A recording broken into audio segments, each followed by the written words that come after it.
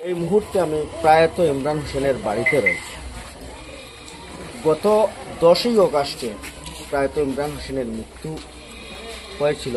গোটা বরাকবিলি এবং গোটা মানুষের কাছে একটা কথা এটাই ছিল যে ইমরান হোসেনের মৃত্যু হয়েছে কিনা সে নিয়ে অনেকের প্রশ্ন উঠেছিল, না ওনাকে মারা হয়েছে সে নিয়ে অনেকের প্রশ্ন হয়েছিল।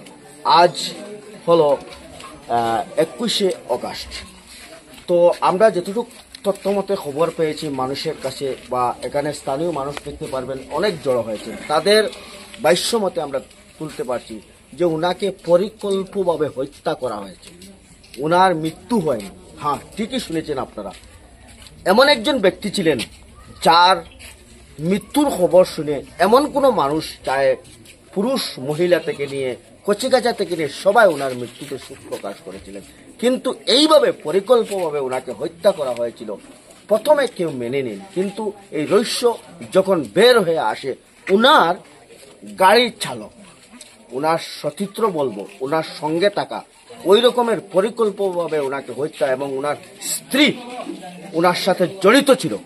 তাই এখানে স্থানীয় মানুষের অনেকের বক্তব্য রয়েছে, তারা একটাই দাবি করেছেন প্রশাসনের কাছে, তাদের আস্থা রয়েছে প্রশাসনের কাছে যে উপযুক্ত শাস্তি এবং ফাস্ট কোর্টের মাধ্যমে তাদেরকে ফাঁসির দাবি এবং তাদেরকে কঠোর শাস্তি যেগুলো রয়েছে দাবি জানাচ্ছেন। তো আমি একটি মনে করবো যে এমন মানুষকে যে হত্যা করা, যাতে গরিব দুঃখী এমন কোনো মানুষ নেই, যে ওনার ভালোবাসা ওনার স্নেহে এমন কোনো মানুষ নেই। সবাই আজকে আমরা দেখতে পাই যে প্রায় মানুষ, সমগ্র মানুষ আজকে ওনার এই খবর শুনে ওনার বাড়িতে এবং প্রতিবাদ জানাচ্ছেন। তো অনেকের বক্তব্য রয়েছে, আপনাদের উদ্দেশ্যে তুলে ধরে। আমরা রাজনগর পুলিশরা জিপির প্রেসিডেন্ট, বিগত 12 দিন আগে মৃত্যু হয়েছে। আমরা ভেবেছিলাম হঠাৎ কিছু হয়েছে, কিন্তু কালকে রাত্রে থেকে আমরা জানতে পারলাম যে ওনার স্ত্রী এবং ওনার স্ত্রীর প্রেমিক দুজন মিলে ওনাকে হত্যা করেছেন।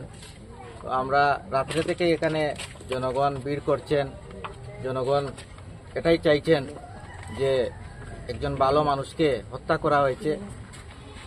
এত অঞ্চলের অনেক গরিব মানুষ, অনেক মেহনতি মানুষদেরকে সবসময় উনি সাহায্য করে গিয়েছেন এবং বর্তমানে কয়েকদিন আগে তিনি শপথ নিয়েছেন রাজনগর কুলিছড়া জিপির সভাপতি হিসাবে।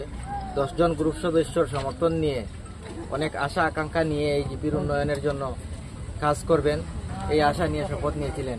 কিন্তু এই দুইজন মিলে ওনাকে হত্যা করেছেন। তো আমরা মাননীয় ডিসিএসপি এবং আমাদের দলাই থানার ওসি মহোদয়কে অনুরোধ করছি যাতে আমরা এই অঞ্চলের মানুষ সুবিচার পাই এবং ইমরান হোসেন বড়ভূইয়াকে যারা হত্যা করেছেন ওদেরকে যাতে অতি সত্বর ফাঁসি দেওয়া হয়।